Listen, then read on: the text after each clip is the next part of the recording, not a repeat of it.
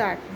Pradeep sir, हम चाह रहे हैं कि इस पेंटिंग के पीछे जो एक कहानी है वो आप डिस्क्राइब करें। जहाँ तक मुझे पता है और जहाँ तक मुझे सुनने में आया है, मैं इस कहानी का शुरुआत करता हूँ कि जल ही जल था पूरा। यहाँ पर कहते हैं कि पूरा जल ही जल था, प्रलय हो गया। प्रलय के बाद जब सृष्टि की रचना का हुआ तो जल से जल की एक झाग से माता अष्टंगी पैदा हुई। तो माता अष्टंगी जब पैदा हुई तो देखते हैं कि यहाँ पर तो कोई कुछ नहीं है, सृष्टि की रचना करना है। तो वो अपने शरीर के मैल से ब्रह्मा जी को जन्म दी। अच्छा। तो ब्रह्मा जी से कहते हैं कि मुझे सृष्टि की रचना करना है और संसार में सृष्टि रचना करने के लिए नर और नारी का होना जरूरी है।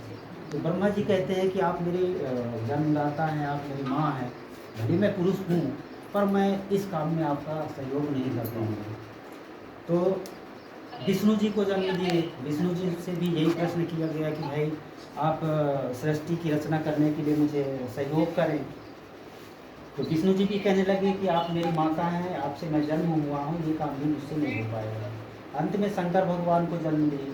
शंकर भगवान को जन्म दिए और शंकर भगवान को कहने लगे कि आप सृष्टि की रचना करने के लिए मुझे सहयोग करें। तो शंकर भगवान सोचे विचारे और कहने लगे कि ठीक है, मुझे आपकी शर्त मंजूर है, परंतु मैं अपने नेत्र से आपको नहीं देख पाऊँगा, मुझे आपकी नेत्र चाहिए।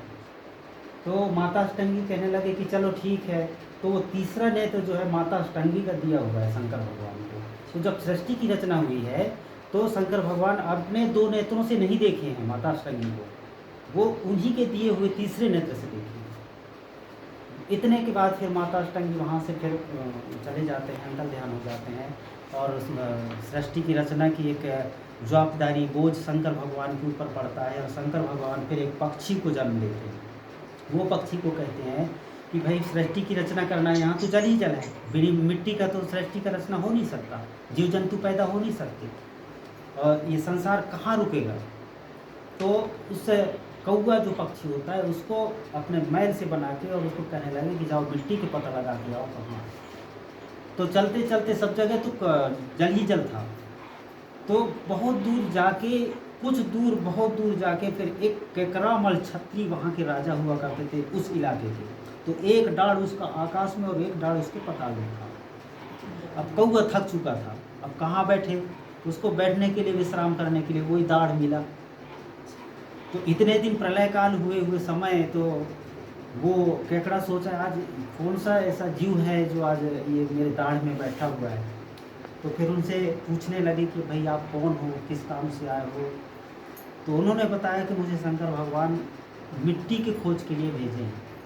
तो केकड़ा कहते हैं मिट्टी तो मिलेगा ही नहीं, क्योंकि है ही नहीं है मिट्टी, और एक जगह है तो वो देंगे नहीं। बोले बताइए तो कहाँ है। तो बोले कि पताल लोक में नल और नील राजा जो केचुआ होते हैं, केचुआ के पेट में है वो मिट्टी, वो देगा नहीं। कोशिश तो करते हैं, चलो देगा नहीं देगा भाई उसकी जवाबदारी है, क्योंकि उसके पेट में है, अपना भोजन तो हम निकाल के दे नहीं सकते। बोले चलो, कौआ बोलते हैं चलो, केकड़ा भी गए, दोनों साथ गए। अब नल और नील राजा वहाँ के जो केचुआ होते थे उनको बोले कि भाई सृष्टि की रचना करना है, शंकर भगवान का आदेश है, हमें मिट्टी चाहिए। वो मना करने लगे, भाई मैं अपने पेट फाड़ के थोड़ी दूंगा यार। तो केकड़ा को गुस्सा आ गया, अब आप उसको मना रहे हैं, पैर पड़ रहे हैं, तो उसके गले को पकड़े देते हो कि नहीं देते हो। आज भी केचुए की देखेंगे तो वो गले में जो निशान लाल लाल के निशान, कहते हैं उसी समय कि वो गले में जो पकड़े हुए थे, मिट्टी लाओ जल्दी। तो वहाँ से फिर 5 प्रकार की मिट्टी दिए हैं, 5 प्रकार की मिट्टी मिला है केचुए के पेट से। फिर वो गोल मिट्टी जो लेके केकड़ा फिर ये कौआ को देते हैं। इसकी कहानी और आगे है, क्योंकि वहाँ जल ही जल था, मिट्टी रुकता ही नहीं था।